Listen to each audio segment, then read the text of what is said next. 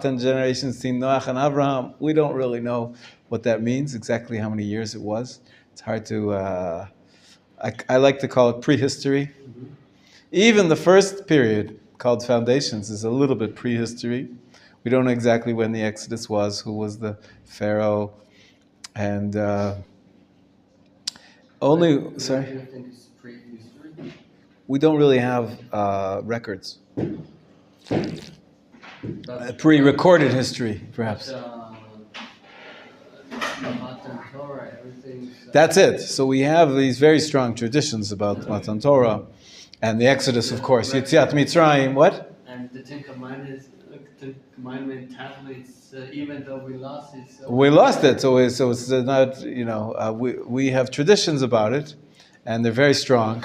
You could say, because it's period number one, what's it called? Period number one? I gave it names now, so you could actually call it. It's the foundation of everything. It's the foundation of the entire Jewish tradition. Is this foundation story, you could call it. The foundation events of the Exodus, Sinai, coming into the land of Israel. Before that, the stories, even though, it could be up to 500 years beforehand. What does it say to Avraham? We say it in the Haggadah Shel Pesach. That Avraham had a covenant of the pieces, Brit Bein HaBetarim, in which he was told, good morning, in which he was told that your descendants will be exiled, but then you're going to be exiled for 400 years. Is that it? Everybody has? Okay. Yeah, this is the latest version. Okay. 400 years. What's surprising, of course, is that afterwards, there's a few differences, yeah. What's surprising, of course, is that later on, when it says the Jewish people left Egypt in the Exodus, it says that the Jewish people were there for how long? 40 years. 430 years. Avram was promised, and we mentioned that in the Haggadah, 400 years. 230 years? 210. There's a tradition of our sages that they were only actually enslaved for 210 years. So which is it? 210, 400, or 430? So I just read an article last night about a few articles. This must be like 10 resolutions to this question. That's why I like to say that even period one is a little bit hard to call pure history.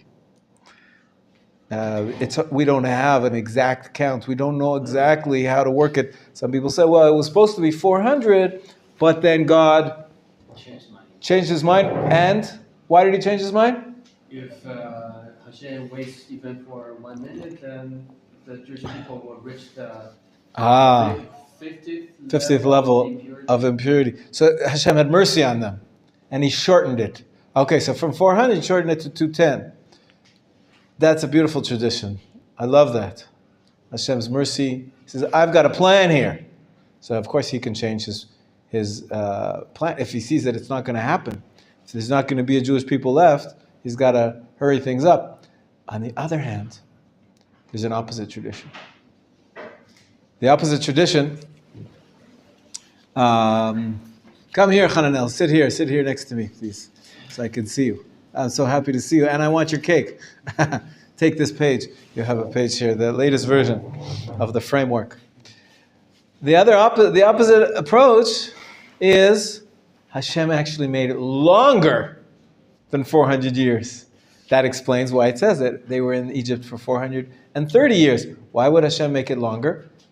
Well, to punish them. Sure, it was part of God's plan that Abraham's descendants had to be exiled and taken out. But you know what made it worse? Is the tribe's own actions made it worse than it had to be. They sold Yosef. They sold their brother down the river. We talked about it in the previous classes, how it's perhaps the sin. Going back to the sin of Cain and Abel. right? Brothers hating each other. That's got to be the worst sin in the Torah. And so Hashem added 30 years to the 400, and that's one. So as you can see, there's different approaches to. Was it 430? Was it 400? Was it 210? Maybe even much less. Did they actually suffer and be tortured? There are a number of different opinions within the Jewish tradition. I'm not saying anything from outside of our tradition, and that's why it's hard to know exactly when the Exodus was, and exactly when Sinai was, and exactly when the conquest was. But in general, we get to stronger, firmer ground historically when we get to the first temple, the second period. What means Bar Kokhba? I'll get to it in a minute. We're still in the second period now. Second period, the title, I called it the first temple period. We have mention of King David, of Israel, the Israelite kingdom. We have that a little bit. There's still arguments among the archaeologists. There's known the minimalist and the maximalist school out of Tel Aviv University versus out of Hebrew University. Aaron, I'm sure, knows a little bit about this. The dating of how big was the kingdom of David and Solomon. There's a debate about that, but our tradition pretty much kicks in and becomes historically relevant in terms of artifacts, in terms of other ways that we can grasp so many thousands of years ago, 3,000 years ago, in approximately minus 1,000, approximately minus 900, we see the evidence of there being a Jewish people in the land of Israel during the first temple period. That's period number 2. Everybody see what I'm talking about? Yes. And of course, the great exile, as you can see, 2 exiles in that period. At the end of the first temple period, first the Assyrian exile, and then the Babylonian exile. You see that, the dominant powers on the top of the period number 2? The dominant powers, they were so dominant that they exiled the Jews from the land of Israel. The Assyrian exile, and then in period number 2, and then the Babylonian exile. What was the name of the Assyrian king who exiled the 10 tribes? No, that's the Babylonian. That's the Babylonian king. Sancheriv, Yafeh. Anyways, and then the Jews, some of the 10 tribes, maybe some of them are sitting here in this class. Who knows? The 10 tribes, Bnei Menachem, for example. Maybe Bnei Ephraim in Givat Asaf on Shabbat. You met Yosef. Yes. Yosef, his name is Yosef Ephrati because he's from the Ephraim tribe, according to his uncle who really founded this group, who did this research and came up with the idea that he's part of the Ephraim tribe. He was a former student of mine. I helped him finally convert after 35, 40 years that he was running this Jewish community in India. Baruch Hashem. And we were merited to teach his nephew as well. He converted here in Machon Meir. And now he lives in Givat Asaf. You met him on Shabbat. Yeah. Yeah. Ephrati, right? Exactly. But Ephrati From is Ephraim. related to Ephraim. Ephraim. Yeah, from Ephraim. Ephrati is somebody who comes from the land of Ephraim. It's related. Oh, I didn't know. Yeah, of course. And the city of the village, Efrat? Ephrat is, Of course. Ephrat. But Ephrat belongs to the land Ephraim? It's a little bit unclear. It shouldn't really be.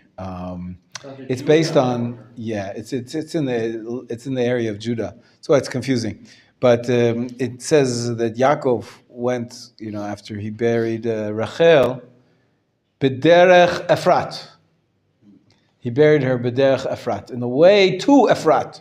So it was already there. So what does Ephrat mean? It could be the name of a place, could mean the tribe where the tribe of Ephraim is. But it says, he Beit Lachem. This is Bethlehem. The Derech Efrat Beit Lachem. So the Derech Efrat is Beit Lachem. The way to Efrat is Beit Lachem, not necessarily Efrat itself. So we don't know exactly where it was, but the concept, the word Efrat means Ephrati is someone who's from the tribe of Ephraim.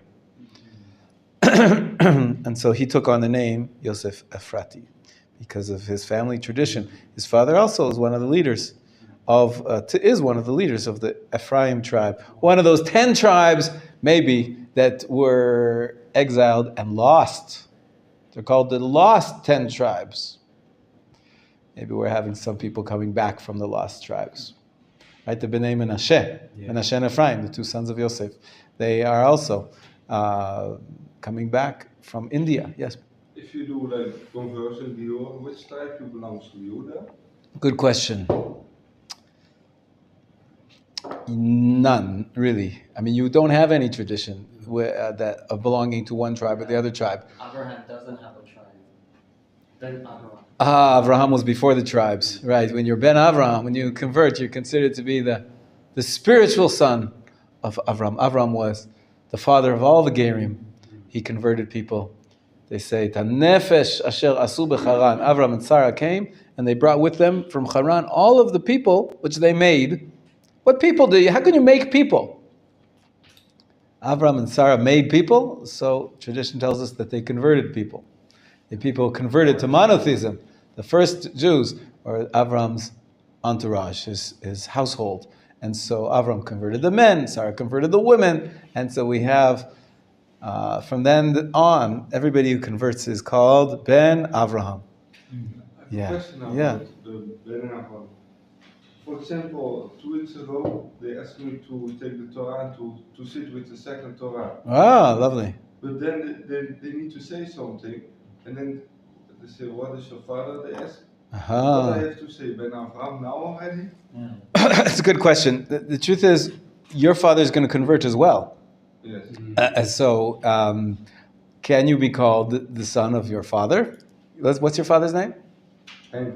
But he Hank. going to change. What's he going to change it to? Ezra. Ezra. Oh, Ezra. Okay, so should you be named Eitan ben Ezra?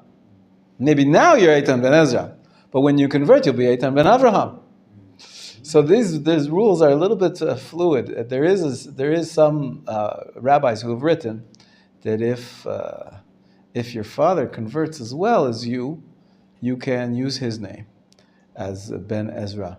But the standard approach, I think most people would assume that the Talmud says that someone who converts is considered to be like a newborn baby. There's no family relations. Because you disconnect from, usually a convert disconnects from his biological parents. And so you become Ben Avraham. Here, so you're converting, so you're disconnecting from your biological family. But wait, your biological family, your father and mother are also converting. So maybe they'll take they're getting a new name too. So you're really Ben Hank, not Ben Ezra. Ezra's going to be his new name, but Ezra didn't give birth to you. Hank gave birth to you. So it's complicated. It's really a lot of room is given. I think in this case, if I were to be asked, I'd say a lot depends on your personal preference. In terms of halacha, the standard would be Ben Avraham. But if you have a very strong preference, if you feel very strongly, if you want to commemorate your father for some reason, there's all sorts of family connections which are very dear to people. There's room to be flexible with this naming issue. But the standard would be Ben Avraham. For every convert is called Ben Avraham. Yeah. Yeah. What? When someone is sick, something like that, we have to pray for him. Many times we say a prayer for somebody who's sick, right? Also, someone who gets an honor, gets called up to the Torah, we say a prayer for them. Question is, what's their name? Yeah, but most of them, they go to their mother's names. Yeah, here we have, Sarah, right, you hear the women, right. So for a convert, we say Ben Sarah. And this year we have a discrepancy between Sephardic and Ashkenazi communities. In the Ashkenazi communities, we usually call somebody by their father's name. We call them up by the father's name. Also, most Sephardic communities call them up by their father's name, but some places they use the mother's name. Mother's name. And even Ashkenazim use the mother's name when you pray for somebody who's sick. It's an interesting switch. If somebody's sick, you use their mother's name, not their father's name.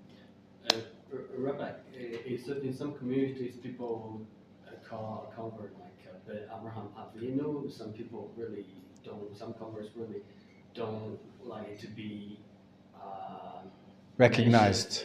Mentioned as a convert. Right. Can you judge this kind of practice favorably? Yes, absolutely. There's no reason to embarrass anybody. It's very important. The Torah says more than any other Jew to love a convert. Just like every other Jew, you have to love, but a convert, you have a double mitzvah to love. And one of the ways to love someone is to not embarrass them.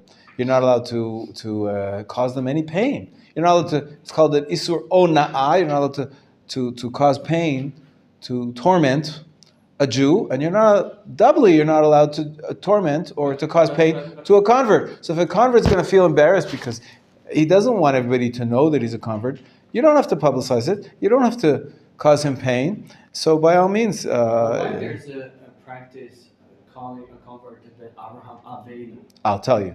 There's the opposite side. There's another side of the coin. Is that it's very important in Judaism that we keep our lineage. We want to make sure that everybody's Jewish and we know where they're coming from. There's Kohen, there's Levi, there's Israel. There's rules of who you can marry and who you cannot marry. For example, a Kohen cannot marry somebody who's a divorcee.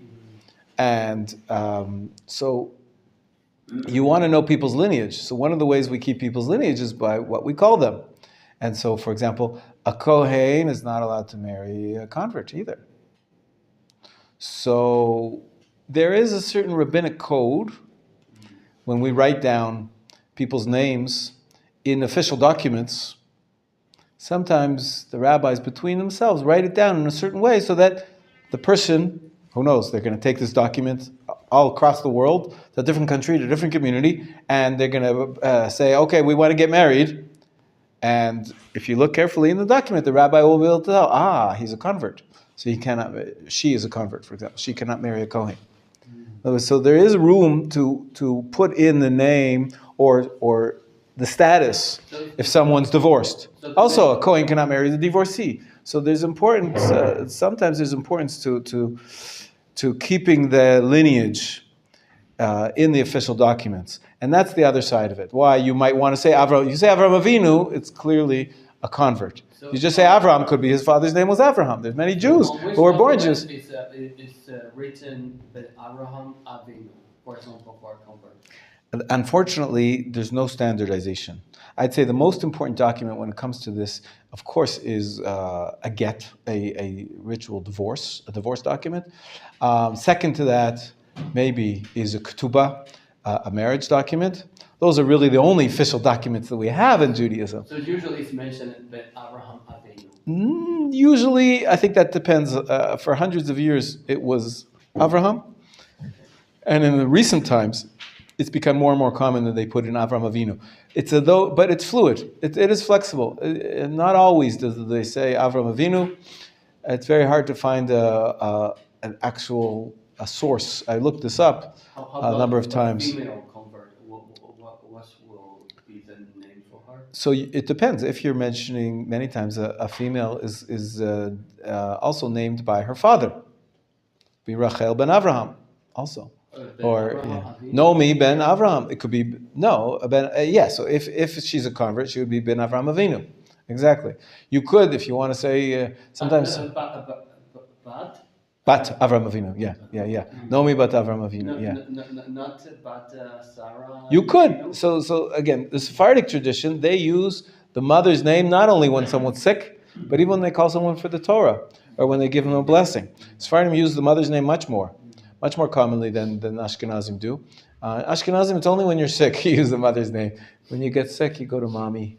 for a little TLC, tender love and care. But the Sephardic tradition, they use the mother's name a lot, even when somebody's being called to the Torah or being named for a prayer, for an honor or something like that. So it is a little bit more fluid and more flexible how exactly to name. So I hear what you're saying, that there is, you don't need to cause anybody undue pain. If they want to keep it quiet, that they're a convert, they don't want to announce it to the world, you don't have to. But on the other side of the coin, there is a value to it. There's a value to it because you want to make sure that everybody knows the lineage for the sake of marriage and all those rules about who is kosher to marry and. But for example, in our case,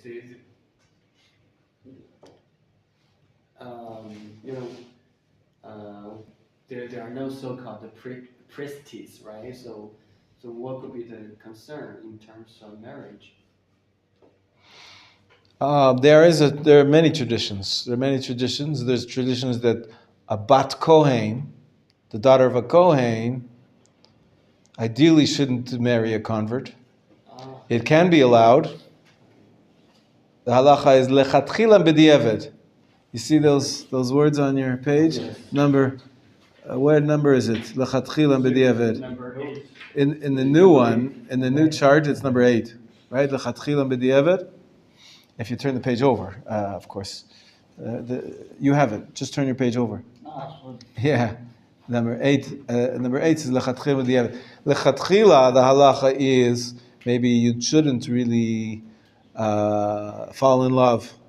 Go and try to get married. If you're a bat kohen, if you come from a kohen family, you shouldn't marry a convert. But b'diavad, it's kosher. And therefore the question is, what's b'diavad? B'diavad means if she already got married, or many poskim say, in our day and age, it's so hard to find your match. So many people are not getting married. And it's so hard when let's say you fell in love and you found the person that you think is going to be the best match for you, and then only afterwards you realize, I'm the daughter of a Kohen, and he's a convert. What do you do? So you go to the rabbi. Many times the rabbi will say, well, since you've already established a relationship, you have already made paths towards marriage, we consider that to be a situation of b'diavad, or b'diavad, and it's kosher, and therefore you're allowed to get married. It doesn't have to be only after. If you've ever gotten married, for sure it's kosher. But even the rabbi will allow you to get married because you're already at an advanced stage of the relationship. So b'diavad, so that's why it could still have ramifications. But let's say, what would be an example of lechatchila? Ideally, if you don't know the person yet, and someone suggests all sorts of ideas, who you should meet. A shidduch. What's a shidduch? Right? A match, a suggested match. Someone says, maybe you should meet this person. I think you're going to hit it off. Maybe you'll like each other. Sometimes we check the shidduch, the suggestion. And, if you find out, I'm a daughter of a Kohen, and he is a convert, I shouldn't even try. You don't go out. You don't try. If that's the case of lechatchila, you should find a different match. You haven't met each other yet. You're not. Maybe it's just an idea. Not you don't know for sure it's going to work. And so lechatchila, a bat kohen should not go out with somebody who's a convert. And what about Leviim? Leviim, I haven't heard there's such a tradition. Levi is no problem. It's no problem. But usually we don't think of these things. You don't really have to worry about it. I'm just saying that there is a value to keeping people's lineage known, that the Jewish community should know about who's a convert, who's not, and who's a Kohen, and who's a Levi. There are certain ramifications. That's perhaps in the, for the rabbis. But I totally identify with what you're saying, that in no way should a convert feel that he is being shunted aside or feeling second class. And therefore, I don't think there's a mitzvah to, every time you call someone from the Torah call him Ben Avraham Avinu. Call him Ben Avraham. Nobody's looking up matches when you call people up to the Torah or giving someone a Mishaberach. In the case of Eitan, maybe the best solution would be to call him like Ben Ezra, right? Well, yeah, that solution. It's also kosher. It can be kosher. Some rabbis allow it. Some rabbis don't. They say it's going to confuse people. They're going to think that he's not a convert. And when it comes to issues of marriage, that may have ramification. But I think that there's room to be lenient. If it bothers someone and he wants to honor his father or he wants to feel connected to his father, he can choose. But of course, when he gets married, I'm not sure that they should write that in the ketubah, because that might have ramifications for the next marriage or something like that. So I don't think we should hide information. But it's a fine line to walk. The other side of it is that we shouldn't. We have to be careful not to offend anybody or to maybe embarrass somebody if they want it to be private. It's allowed. You don't have to announce it at every step and every day. I'm a convert. You don't have to wear a sign. I converted, right? Yes. Your face. Yeah. Sometimes you have you have some recognizing features, but not everybody does. Yeah. I have already Jewish roots in the family. That's right. So there's no reason you have to be. Nobody necessarily should guess that you're a convert. Especially when, for example, the convert's father is halakhically Jewish, but the convert's mother is not Jewish. I think to honor the father of the convert, I think for me, who is a Jew? In other words, he's a biological Jew. The father of the convert is a biological Jew. Is Jewish, so, but the mother is not. So, right. So the person needs to convert. But if to call Ben Abraham sounds like a little bit embarrassing for the father. For the father, exactly. That's right. He did a mistake. He married a non-Jew, but in the end of the day, his child is now Jewish, and he's Jewish. So that's what the poskim speak about when they say that maybe you can have a convert who's not called Ben Avraham when his father is actually biological Jewish But this is Eitan's case is a little bit different, right? Because his father is also a convert. And it's a new name that he's going to have also. My grandfather is Jewish, and my father also Jewish? No, right? It would matter if your father's mother was Jewish, not if your father. So, right. So yeah, it's complicated. Anyways, this is by all means we have to be sensitive, but there is value to keeping the lineage known for halachic purposes for marriage and so forth. You wanted to say something? Yeah, question. So if my dad's a convert, yeah, and he finishes his process, yeah, when I get called, it would be okay if it's Chaim ben Gabriel Chaim. It's the same thing, the same question that we were talking about now. The standard answer would be you should be called Gabriel ben Avraham. But if there's a reason that you would like to be, either to honor your father or for some reason, I believe that there is room to call yourself by your father's name as well, and except for maybe for the ketubah or chas v'chalil, if there's ever a get, you might want to stick with Avraham, but there's room to not always call yourself by Ben Avraham. It's an interesting halachic discussion, but it's. It's strange. Next week you call Ben Avraham, or 2 weeks you Ben Ezra. Yeah, it's an identity crisis. Who am I? Right, very interesting question. Okay. So yeah. How common to mention the father and the mother together, because on the back of some people's tefillin or talit, they put your name there. Yeah. It's the mother and father's name mentioned. Really? I've never seen my mother's maybe name. It's a reform, or heard. Maybe. I've never seen. But you can put anything you want on your talit bag. You could put Superman on your talit bag. when it doesn't have any halachic significance. You could put your family name, right? You could say Joe Smith. Whatever it Because is. I saw two names, one girl's name, one boy's name after Ben. Yeah. For example. Yeah.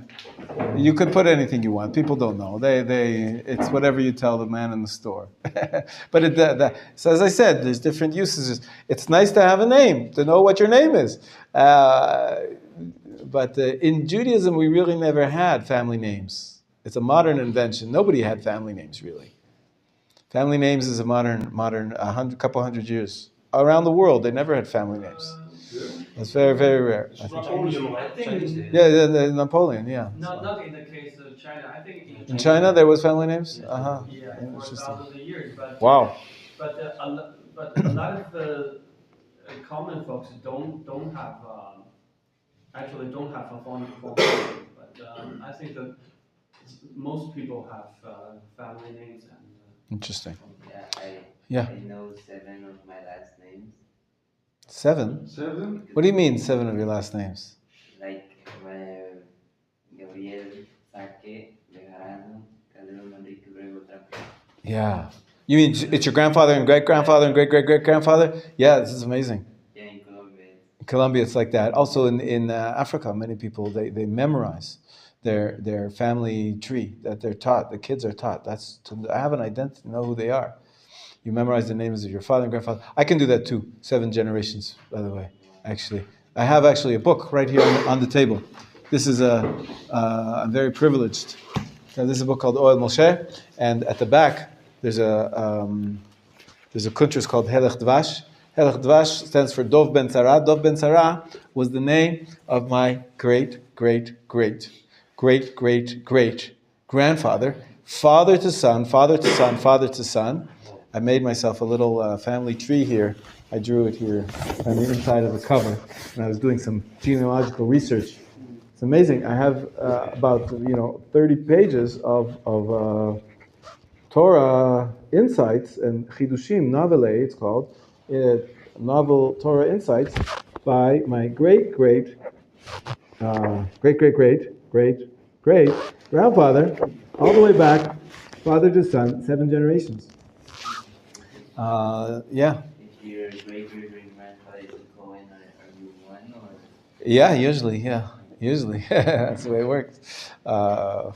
Unless there was some marriage which is illegal. Kohanim are only allowed to marry. There's certain rules of who they're allowed to marry, who they're not allowed to marry. If they marry illegally, then they lose their kahuna status.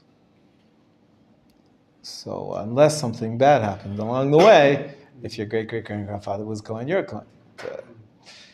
Like marrying a non-Jew, for example, you lose your Kohen status. So the children born from that marriage are not Kohanim. They're not Jewish, let alone not Kohanim. Or even if you marry somebody who's Jewish, but somebody who's illegal for a Kohen to marry, like a divorcee, the children are not going to be Kohanim. Should do tshuva. You can do tshuva, but your kids will, if they're born from an illegal marriage for a Kohen, they're not Kohanim. There's a word for them. They're called halal. But that's details. Interesting laws. Okay, let me give you one thing I added on this page in front of you is one name for each of the periods, or a few names. In period number 1, foundations, there's the Avot, forefathers. Then there's Moshe, Yoshua, the elders. One example of a shofet. Do you see where I am in period 1? Yes. Shimshon is one of the shoftim. What other shoftim do you know? Shmuel was the last, perhaps, of the shoftim, but it's a little confusing because he was also a Navi. So that's why I didn't use Shmuel as my example. Gideon, Devorah, who else? Ehud, very good. You know your shoftim. How about the next period? The first temple time. What is the classic example of the name of a king? David. Of course, David HaMelech. Shlomo, who else? Chavam, Yeravam, it was the kings of Israel, Aviyam. Asa. Oh, very good, you know, very good. Do you know the whole chain? Chizkiyahu, good, Chizkiyahu. Good. Achav. Nevi'im, which would you bring, very good, which would you bring an example of a Navi? So Shmuel would be good, but Eliyahu, Hanavi, Yeshayahu, Yirmiyahu, Yechezkel, Achiyah, Hashiloni, very good. Yeah. Elisha, the student of Yeshayahu, very good. Okay, but one, I only wanted to choose one example. I had to choose one, I chose Eliyahu. His favorite. Okay, we move ahead. Kohanim, of course, there were many Kohanim. But Sofrim, Ezra HaSofer, Ezra is known as one of the Sofrim, one of the members of the Anshe Knesset Gdolah. Famous one from Pirkei Avot is Shimon HaTzadik. Shimon HaTzadik was one of the last remnants of the Anshe Knesset Gdolah, the men of the Great Assembly, and the famous pairs, Hillel and Shammai. Of course, there were others. It's also in the first chapter of Pirkei Avot, Masechet Avot. They list the five pairs. Period of Chazal, it's hard to choose. So many great Tanaim and Amoraim. Do you know their names? Yes. Give me some Tanaim. Rabbi Akiva. Good. Who else? Rabbi Hamaliah. Generation of Tanaim, very good. Perhaps the opening of the Tanaitic period. What? Hillel is before. Hillel is pre-Tanaitic. He was the end of the pairs. You see that on the chart? In the Wikipedia, they call him a Tana, huh? So he's on the border there. But I would not consider Hillel a Tana. Most people consider him one of the pairs, which comes the period before the Tanaim. Together with Hillel, also pre-Tanaitic. Thank you, Rabbi Google. But Gabriel, I want to speak to you, not to the computer. But he's at the border. Rabbi Yehuda Anasi is the last. Okay. Is known as the first, and Rabbi Yehuda Anasi the last of the Tanaim. Rabbi Eliezer, the student of Rabbi Yochanan ben Zakkai. Yeah, Rabbi Eliezer and Rabbi Yeshua. Very good. But how different is Rabbi Yehuda Hanassi from the Amoraim later? Very different.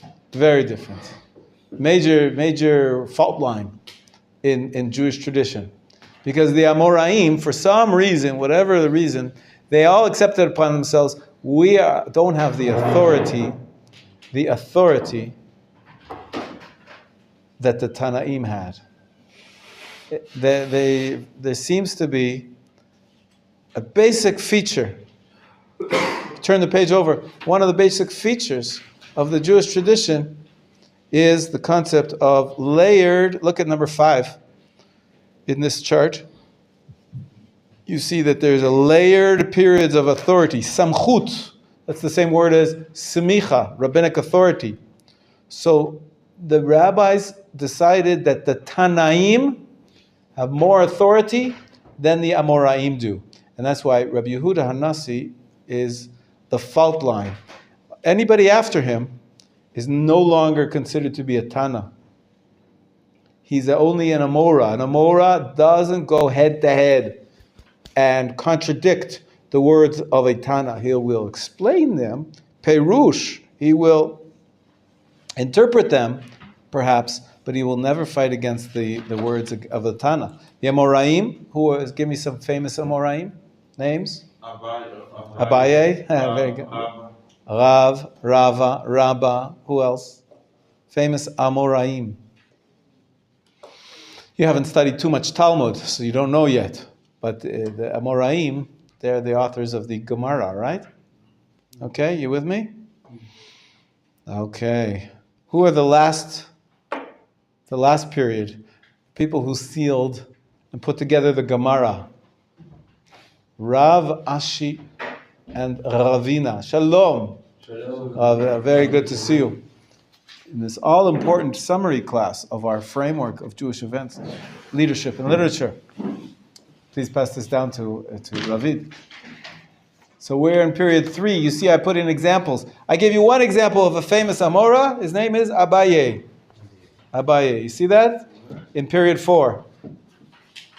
In period 4, I threw in one example. I could have chosen maybe Rav Ashi, who was the final writer, collector of the Gemara, and Ravina. What's the name of the robber and his Baruta?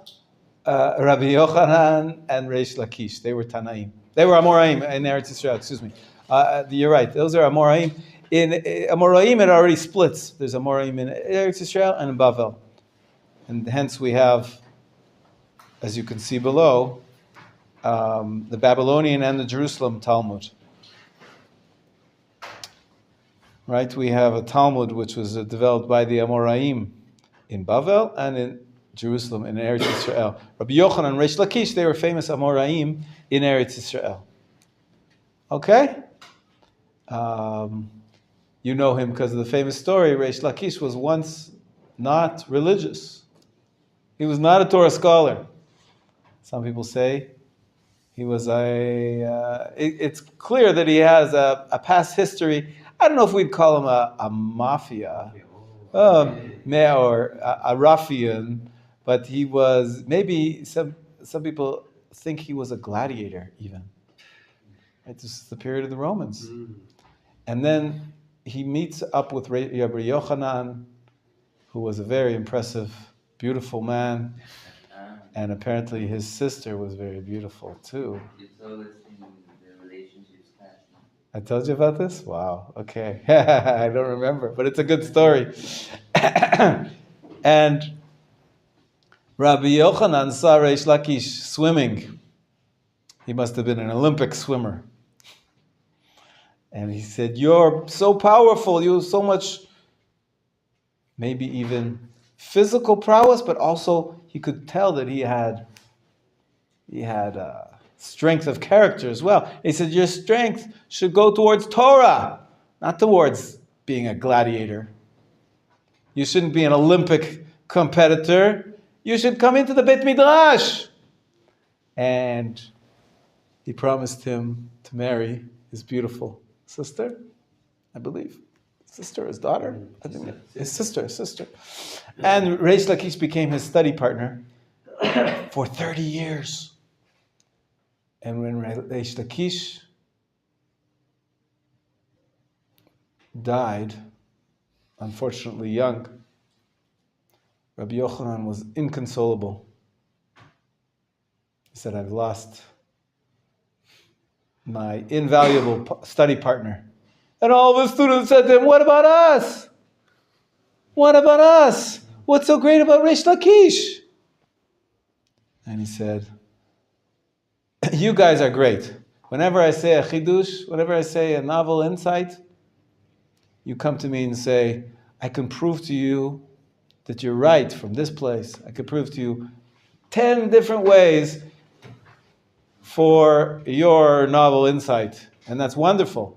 Reish Lakish would come to me and prove to me 10 different ways that I'm wrong. And that is so valuable, more valuable than money can buy.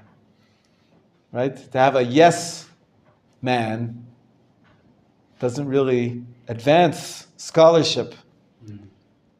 You have to have some people that will challenge you, debate.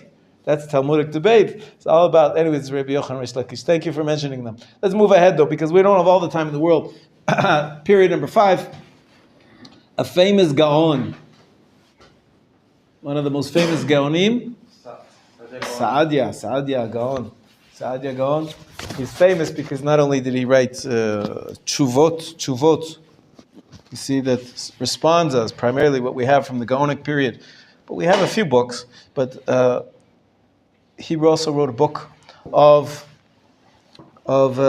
Jewish philosophy. As you can see, if you turn your page over, number 3 and number 4, the Jewish tradition is not only halacha, but it also has agadah, other issues, whether it's history, all sorts of beliefs. Call that ethics. All that is part and parcel of our tradition. Where can you find halacha and agadah together? Halacha is a good one. In recent times, when I say recent times, I mean about 1,000 years, the tradition has been to separate them. And so you have books, if you turn your page over, you poskim, bottom right-hand side, period 5, 6, and 7, you have poskim, who deal with halacha, and you have mefarshim, who deal with everything, or parshanim. But of course, it's a little bit of a artificial separation. A Jewish tradition is always combined of halacha and agadah. Sometimes it's useful when you go to court to have a statement of only the laws. Right? It's a legal system, so you need a legal code. But really, the tradition is much more than just a legal code. That's why I don't like the English translation. People translate halacha or Torah. What is sometimes you find in English, they say it's the law. It's not the law. It's part of it is laws, but it's the tradition. Halacha means how you walk. The tradition includes not only laws, but also, turn your page over again to the major features. There's also laws, but there's also customs, 6 and 7. There's commandments, laws, both positive and negative laws. On the biblical level and on the rabbinic level, what's that called in Hebrew? It's actually Aramaic. Deoraita, that's Aramaic for Torah, and Derabanan, rabbinic level. But then there's also customs, minhagim. That's part of the Jewish tradition. It's not just about is it legal or illegal. The tradition is much wider than just looking at the law. So we have halacha and agadah mixed together throughout. Okay? Rabbi, Yes, please. how much should one achieve in order to earn the title Gaon? Like a Vienna? Nowadays, it's almost impossible. But some people, for example, call Yanuka a Gaon. Exactly. Totally meaningless. The term Gaon nowadays has become meaningless. Why? Because if you open up any rabbinic, let's call it this way, if you open up any newspaper from the Haredi world, it's mostly like this in the Haredi world, Hamodi, or all the others, the other rags, which if you want to know the truth, don't read those newspapers. But they talk about matters which are of concern to their communities. Any rabbi who is named, who's called a rabbi, automatically, nowadays, gets called Hagaon. They would call me Hagaon Rav Menachem. They would call Rav Lisman Hagaon Rav Menachem Lisman. They would call Rav Bigun Hagaon or Rav Dov Bigun. The word Gaon has become meaningless. Everybody's called a Gaon. So if everybody's a Gaon, nobody's a Gaon. Everybody's a Rav. Everybody's a Rav, right? Even a layman, somebody, the garbage collector. If they refer to him, they'll call him Harav, Mr. whatever it is. Not there's anything wrong with a garbage collector. It's fine. It's a fine profession. But I'm just saying as an example, everybody becomes a Rav. The titles have become meaningless. When we say Gaon here, turning back to our framework, period number 5, period number 5, the Gaonim, that you had to have an officially appointed position as the Gaon. And we have a list of all, I have them here, a list of all the Gaonim for hundreds of years, who were the leaders of the Babylonian community. After that, very few people get the title Gaon. The meaning of Gaon is like chief rabbi? Exactly. Gaon was like the chief rabbi. Exactly, yeah. But the Vilna Gaon, he was the Gaon. So the Vilna Gaon is the one exception. In hundreds and hundreds of years of Jewish tradition, nobody got called a Gaon unless you lived between what year and what year? 500 and 1,000. Between 500 and 1,000. After year 1000, nobody was called a Gaon. You can't be called a Gaon. There's no Gaon. The Gaonate was an official position, ceased to exist because there's no more Jews in Babylon. The community moved. The community ceased to function. And therefore, all of the Rishonim, the greatest Rishonim, you can imagine, Rashi and Rambam and Ritva, nobody would call them a Gaon. Acharonim, the Chafetz Chaim, the Shach, the Taz, all the greatest leadership. Nobody's called a Gaon, except, with one exception. It just stuck. Why? Rabbi Eliyahu from Vilna, who lived about 200 years ago, everybody started calling him a Gaon, the Gaon Vilna. What's special about it? He actually was very special, but he was a very insightful and a master of the Jewish tradition, way beyond what was usual in his age. His mastership of the scholarship, his approach to the scholarship, everybody recognized his genius. And so they called him a Gaon. But don't confuse that with the period of 500 to 1000. He lived in 1800, right? The Gaon of Vilna is really just called a Gaon because he was an exceptional. And then nowadays, it's become meaningless. Everybody's a Gaon. Everybody's, right? If everybody's special, then nobody's special. If everybody's a Gaon, then nobody's a Gaon, right? And really, that's the truth, that nobody is a Gaon nowadays. There are people that are exceptionally smart. We call, in modern Hebrew, a genius, you use the word for genius is Gaon. Gaon. He's Gaon. In modern Hebrew. Chacham is something else. Chacham is, it means wise. But Chachamim, of course. That's, what period? Chachamim? Chazal. What period is that? 4. Period 4. What years is that? 0 to 500. 0 to 500. But, so what about, you could call Chacham, Harav Shmuel Eliyahu. Chacham Shmuel Eliyahu. Chacham is a term that was used in Sephardic communities for their rabbis. So we find the term used in later generations in some Sephardic communities. But really, it's sort of like Gaon. It's just a title that's common. Instead of saying Harav, they said a Chacham. Right? The wise Posek. Posek, the wise Posek, started to be called Chacham. But don't confuse that with the Chazal, Chachamim, in period 4, from 0 to 500. They have a special status. We said before, they have special authority, samchut. Okay? Next, give me a name of one of the Rishonim. Rambam, Tarif, good. Ritva, Rashba, Tosfot, Rashi, good. Yosef Karo is on the border. It's Shulchan Aruch of Yosef Karo. He's known as the border between Rishonim and Achronim. Ramak was an Achron. Sure, he was a student of the. He was on the border. He was in the same time as the Shulchan Aruch, same time as Rav Yosef Karo. So he's on the border between Rishon and Achron. But most people consider him an Achron. Ibn Ezra was a Rishon, sir. 13th century. Sforno, for the 13th century as well, sure. Ibn Ezra, Ramban. No. When is Onkelos from? From the second temple time, right. Even before the times of Chazal, even from the times of the pairs. In the third period, the second temple time. Before year 0, Onkelos was. There's two Onkeloses. There's Onkelos and there's Achilles. They're both converts. It's very interesting, but probably the same person. There's various traditions about Onkelos. But he's famous. He was a convert.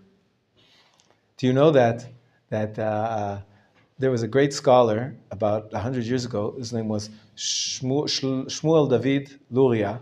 He was known by the acronym Shadal.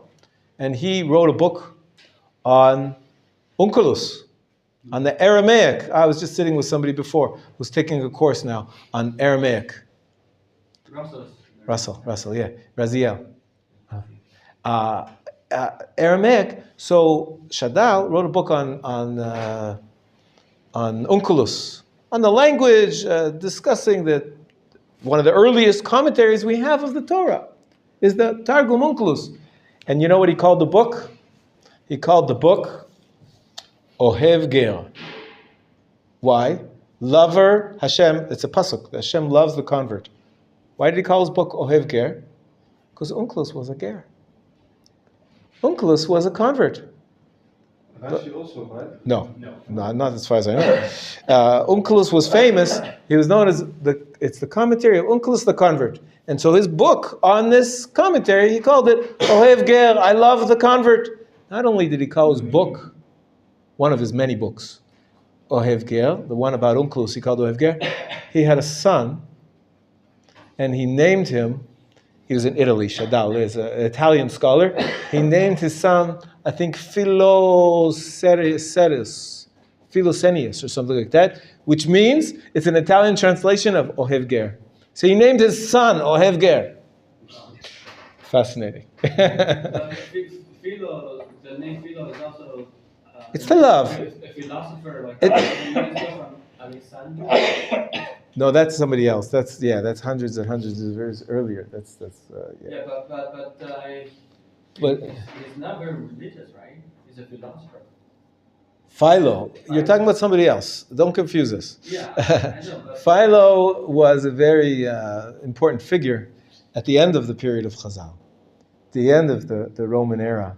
He was a philosopher who maybe even during the period of Chazal, not at the end. And he lived in Egypt, Alexandria. At the time, that was the seat of knowledge of the ancient world. The biggest library was in Alexandria. And Philo was a Jew who was also a scholar, and he keeps many traditions that we have parallel to the words of Chazal. We have some historical information about Chazal from Philo. Fascinating character. It's hard to say how religious. What does that mean, religious? Terms that we use nowadays for religious and secular didn't exist in those days. But he wasn't one of Chazal. Let's put it that way. He was not a rabbinic scholar. But very, very important piece of history, and especially more of a philosopher. More of a philosopher. But his interpretation of Judaism was very significant. Anyways, the Rambam you mentioned as one of the Rishonim. You know why I like to talk about the Rambam as one of the Rishonim? Because he wrote books of all three types. What are the three types of books you have at the bottom of the right-hand side of your framework? He wrote responsa, he wrote law codes, and he wrote a commentary. Philosophic books. Philosophic books as well. And comment as essentially their commentary on the Mishnah and on the Jewish philosophy as well. Okay? Finally, the Achronim. Achronim, I didn't know who to choose. One of the most famous is the Kabbalist, Rabbi Yitzchak. Eloki Rabbi Yitzchak. They call him the godly one. So he got the nickname Ari, Eloki Rabbi Yitzchak. Zal, after he died. He died very young. In the world of Kabbalah, he was really the master of everything before and after. Okay, so let's turn the page over and take a look at the features. Some of them we spoke about already. Torah shebichtav and Torah sheba'al peh. When did the Torah sheba'al peh start? From the beginning, from Sinai, and even beforehand. The very fact that God speaks to people there's an oral law. Yeah. It only gets written down when? When does it get written down? The oral Torah in the time of Ezra. Ezra was busy writing down the written Torah. Who wrote down the oral Torah? Rabbi Yehuda Nasi was the first one that dared. There was a beginning in the period of Chazal. Started to get written down in the Mishnah, in the Midrash, right? Right? Mishnah and Midrash. The first books. Right? Turn the page over. You see the first books of the oral law written down is Midrash and Mishnah and Gemara. Okay? Before that, we had the written and the oral law transmitted. You see what I wrote here on the chart? There was oral law beforehand, together with the written Torah. But Where was it written? Nowhere. It was oral. But it was transmitted orally, some of it. And then it gets written down in the period of Chazal. What does Baal Peh mean? Mouth. On your mouth, meaning oral. I'm looking at number 2 on our major features. Mesorah and Chidush. It's very, very hard to explain. Some things were just transmitted. How to make a sukkah, how to make tefillin. It was orally transmitted, what they're supposed to look like, what the rules are. The Torah gives us very few details about many of the mitzvot. So there was a Masorah, transmitted tradition, but also the period of Chazal is filled with chidush. We don't like to say change. Change is scary in the modern times because there's many. How many Jews does it take to change a light bulb? Can't change it. That's the tradition. We have a Masorah. What do Jews do? Chidush. We make innovations, novel interpretations of the previous traditions. So it's not really a break with tradition if it's short of Chazal. Chazal were the only ones who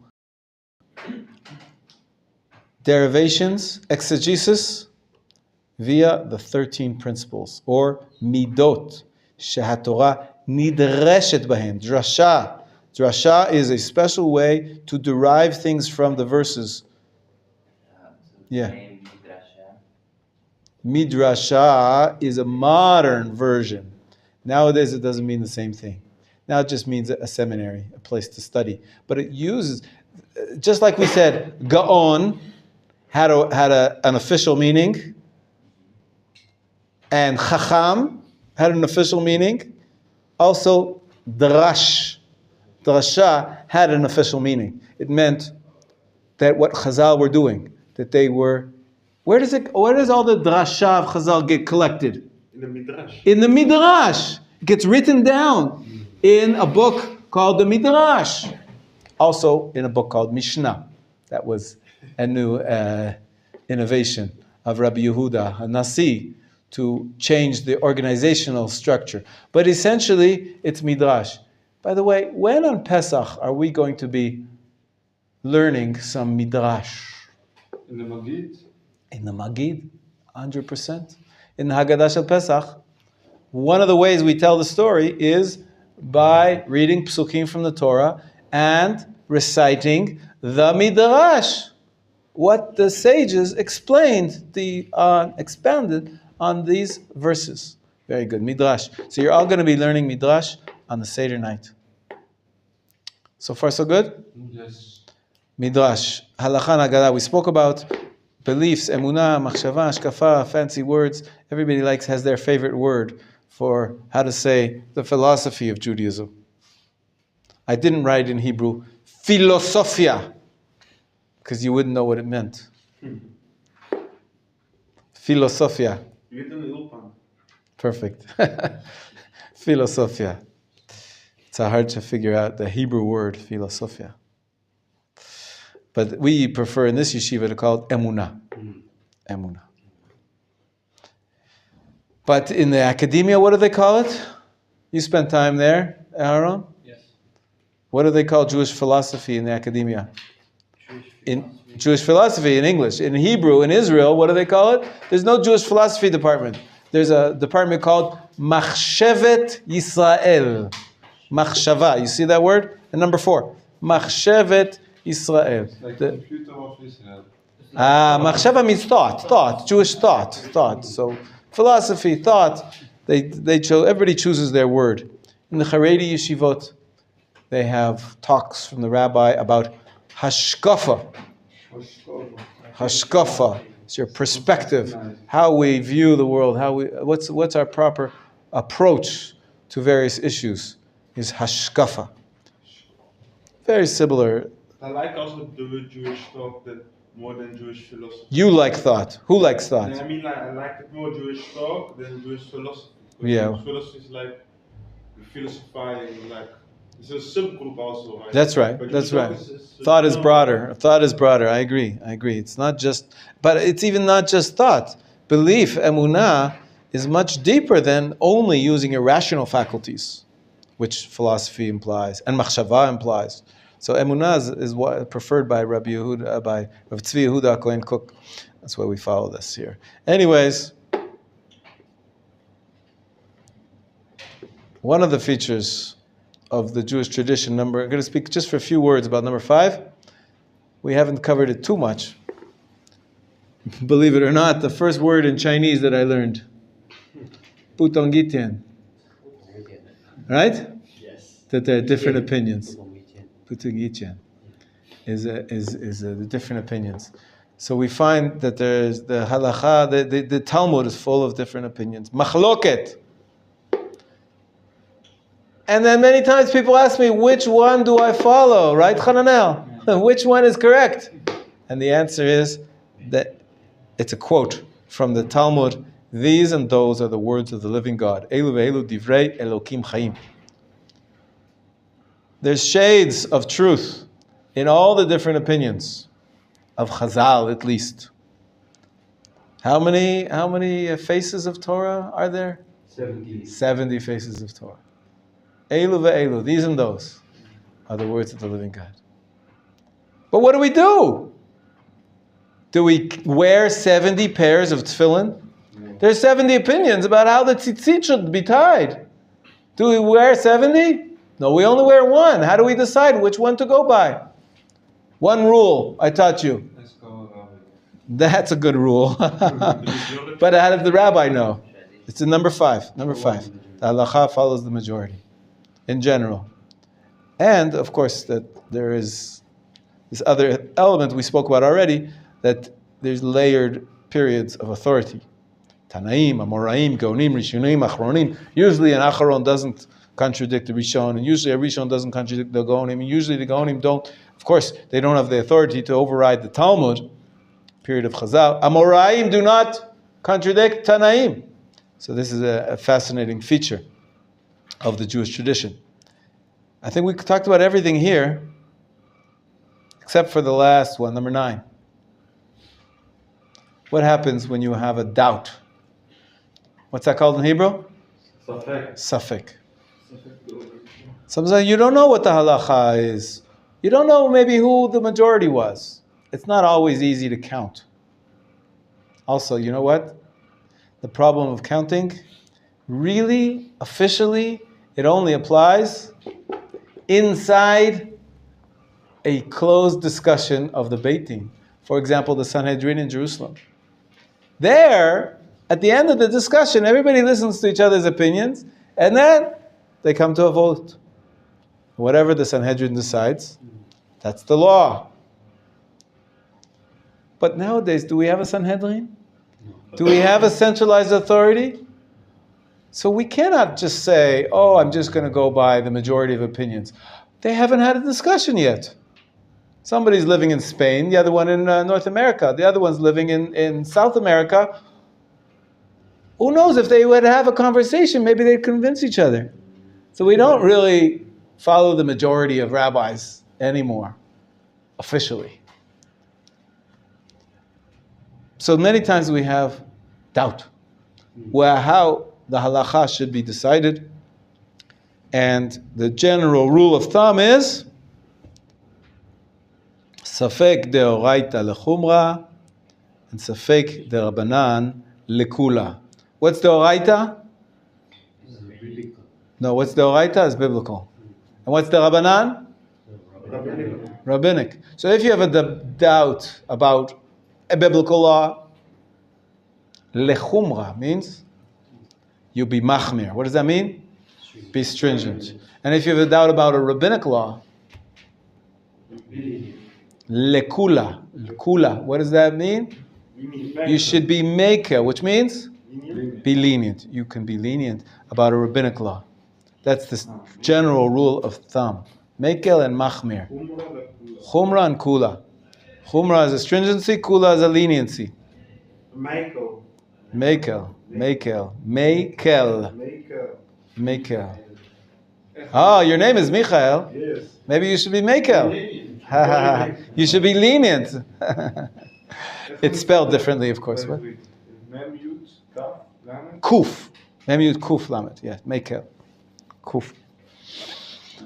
Very good. All right. Questions? Nope. Let's turn the page over for a second. How many books are there in the Torah? 24 books in the Torah.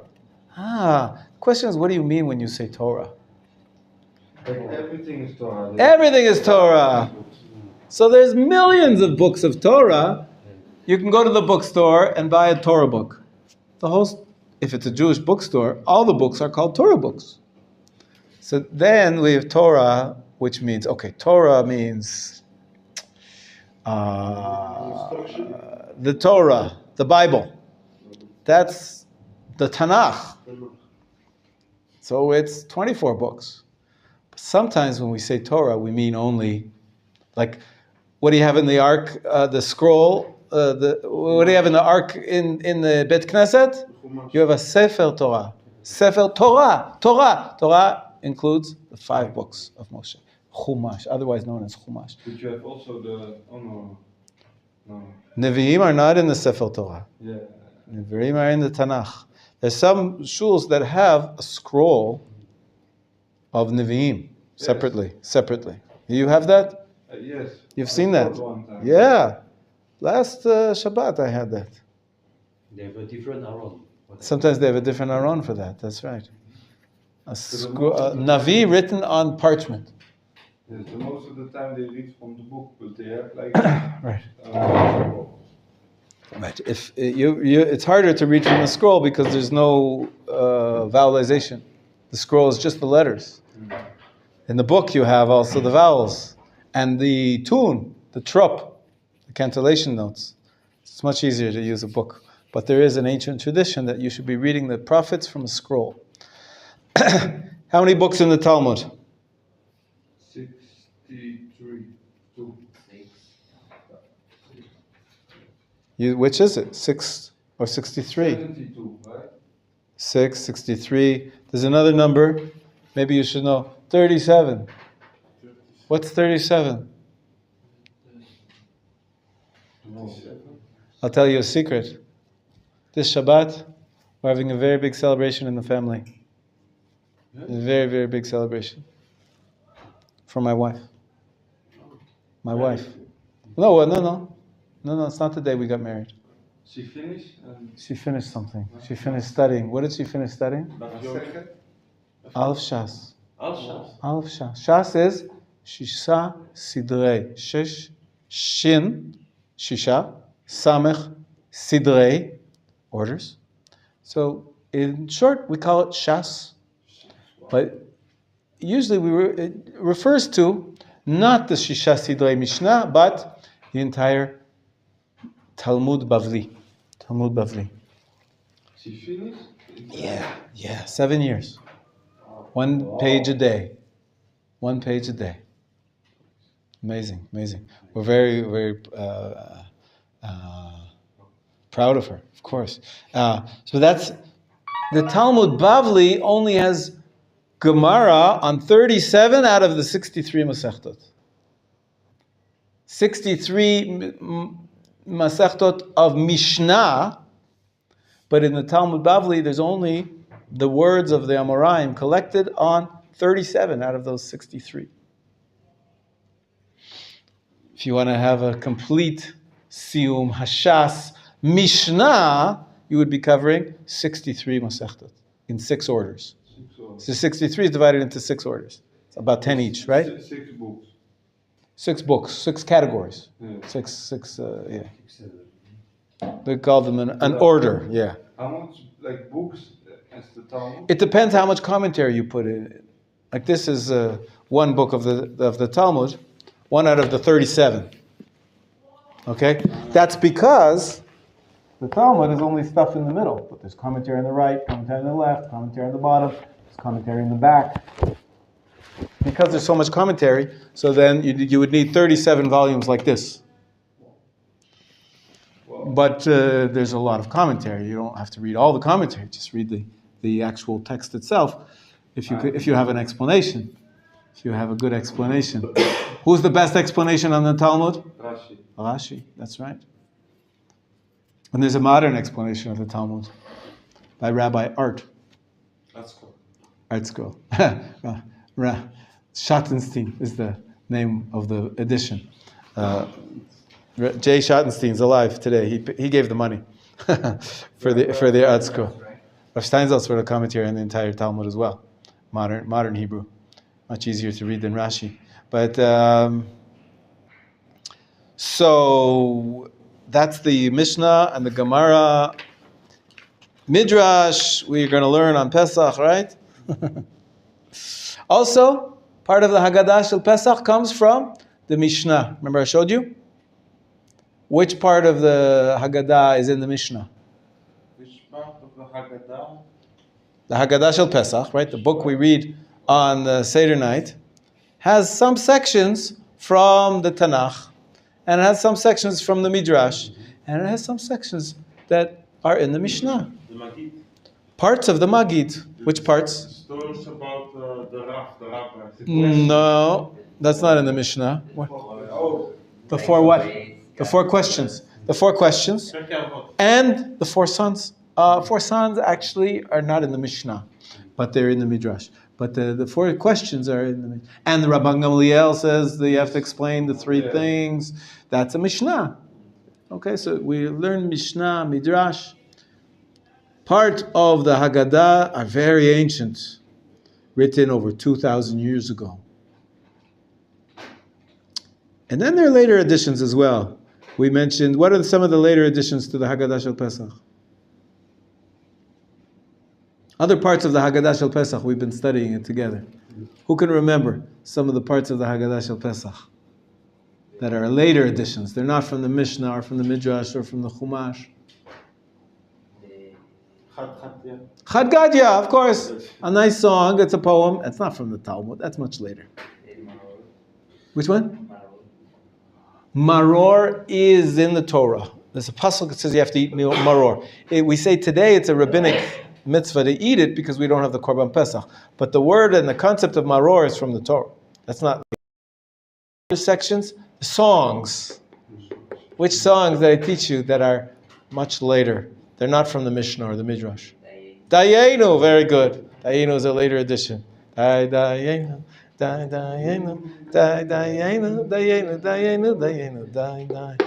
Well, now you know the framework, you know the structure of how Jewish literature is divided up and what the leaders are called. What's left? To actually study their words, to actually learn the Torah. Who here has started studying the Chumash? Started studying the Chumash. Everyone, we all do, right? Who here has started studying Nevi'im? What are Nevi'im? What are the Nevi'im? Prophets. Who here has who has ever read from the Ketuvim? Give me an example of something you've read from the Ketuvim. Megillat Esther, good. Tehillim. Tehillim is from the Ketuvim. Some people every day. In our prayers, we say lots of Tehillim, right? So we all have some exposure to the Tanakh. Who here has studied some Midrash? Yeah, if you read Rashi, you read like... That's it. He quotes from the Midrash all the time. And the Haggadah Shel Pesach, we quoted from the Midrash. There's two types of Midrash. Midrash Halacha and Midrash Haggadah. Two different books. Midrash Halacha is the older one, but they're both called Midrash. Some of them are on legal topics, some of them are on other topics, commentaries. It's in the Midrash because it's from this time period of Chazal. There are some later Midrashim as well, Who here has studied Mishnah? Where? Which Mishnah have you studied? Brachot. Brachot. Very good. What have you studied, Mishnah? Brachot, Megillah. Megillah. Wow. Where did you study Mishnah? Who taught you Mishnah? I do it with Rabbi Levi. With Rav Levi you study But Mishnah. also I buy a book. You bought a book on Mishnah. Very good. Yes. Who else has studied Mishnah? You've all studied Mishnah. When? Every day actually in the Birkat Torah you study like Very good. Mishnah. The first Mishnah in Masechet Pe'ah we say after the blessings on the Torah. I was thinking of Pirkei Avot. oh yes, Pirkei Avot. There's a custom to learn it after Mincha on Shabbat. During the summer months, coming up soon, we read one chapter every week between Pesach and Shavuot. Chapter 1, chapter 2, chapter 3, up until chapter 6. There's really only 5 chapters, but the rabbis added a sixth chapter about the Torah to get ready for Shavuot, for the acceptance of the Torah. So Pirkei Avot, that's part of the Mishnah. So you've all studied some Mishnah. Has anybody studied Talmud? No. I didn't like Have you ever read some Gemara? yes from the Brachot, but like I didn't study like Didn't study it. friend, like, to introduce. Ravid, have you ever studied Gemara? A little bit. Great. Amazing. You know, you get better at it if you start slowly.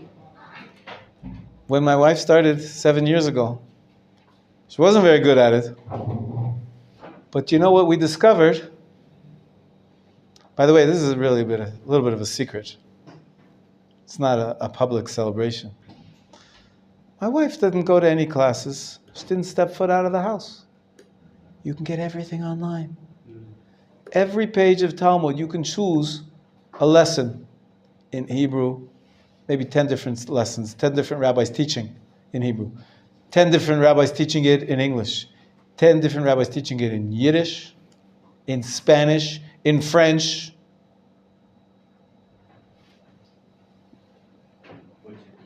Portuguese, probably. It's unbelievable. You can get instruction in the comfort of your own home. Of course, you have to be careful. Have a filter on your internet. But there's such access available. Also by telephone you can get it. You don't need the internet. Anyways, studying Talmud is a little bit harder than the others because there's a mix of Aramaic but once you've learned this,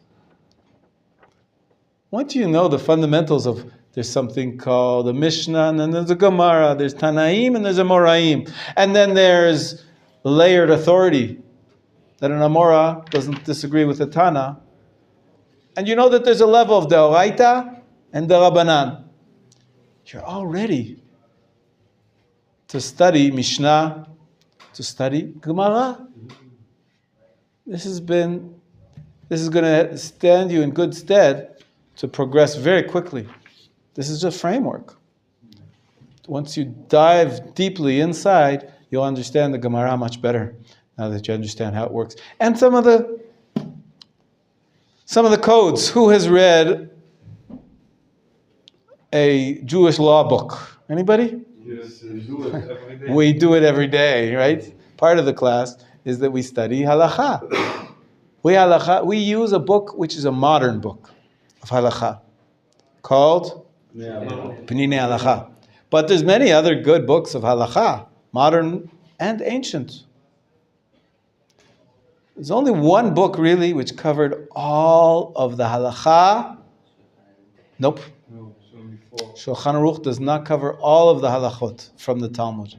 Only one rabbi that was so large in his scope of scholarship that he tried to make a code of law on the entire tradition. The Rambam and his Mishneh Torah. The Shulchan Aruch is only on the laws which are practical. There's no laws of the temple. There's no laws of purity and impurity, or very few. And so, really, Yad HaChazakah, the Mishneh Torah of the Rambam, is a classic because it's so comprehensive. But there's other different. Each book of halacha has its unique characteristics. Perhaps the most famous one that we use until today is the Shulchan Aruch. Yes. What's called the book of the Rif? The Rif? The Rif. He was even before the Rambam, and he wrote a book of halacha based on the Talmud Bavli, which means that we only have, at most, halacha from 37 out of the 63 Masechtot. Because there's no Talmud on the other parts of the Mishnah. The Rambam wrote halacha from the Mishnah as well. And he covered all the topics which are not even covered in the Talmud Bavli. So that's why it's even more comprehensive than the laws of the Rif. But you're right, the laws of the Rif is maybe the first book of halacha. Because they say like Shulchan Aruch is based on the Rif, the Mishnah Torah, and Who's the third? No, Rosh. Rabbeinu Asher, who was the chief rabbi of Spain, even though he was an Ashkenazi. he was thrown out of Germany because of his defense of Judaism against Christianity. He was chased out, and he moved to Spain, and they recognized his scholarship. He became the chief rabbi of Spain, the Rosh. So the Rosh, yes, Rav Yosef Karo says, whenever there's a debate, I'm going to take these three, and I'm going to go by the majority. So Rosh, Rif, and Rambam. Rosh, Rif, and Rambam, correct.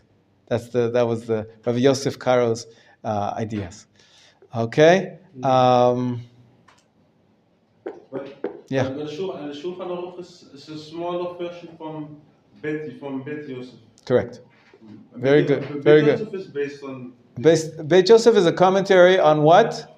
What's the forerunner of the Shulchan Aruch? Who came up with the system of 4 divisions? Right. You see here that there's 4 books, 4 columns. The bottom. His name was Yaakov ben Asher. Asher is the Rosh. He was the son of the Rosh. He's the Baal HaTurim. Okay? Let's say that. Tomorrow, B'ezrat Hashem, I'm giving you this test. Now, if you want, I can give it to you now. And you can work on it overnight. Or you can prepare, and tomorrow, it's all based on these 2 pages, the 2 sides. It's all based on this. Okay? I'm going to ask you questions to test your knowledge on what we've been studying about the framework of Jewish tradition and the features of the Jewish tradition that we covered. And tomorrow's our last class, and that's why it's going to consist of a quiz, and then we also I have gifts for you. I have some gifts for you. I prepared them now, but I want to give them tomorrow. Okay? So don't miss tomorrow, or you'll miss your gift. I have the gifts for everybody here. And it's not just cake. No class on Thursday. No class on Thursday. Tomorrow's the last day of classes. We have to sing songs of what? For Shabbat, you mean? Yeah. For Shabbat and Pesach, and okay, we'll sing lots of songs too. Okay, after the quiz. All right, be prepared. I want everybody to get 100. Wow. Okay. All the answers are here on this page. If you memorize this page, you'll do well. If you understand it. Memorize and understand it. We'll stop here for today. So to be continued.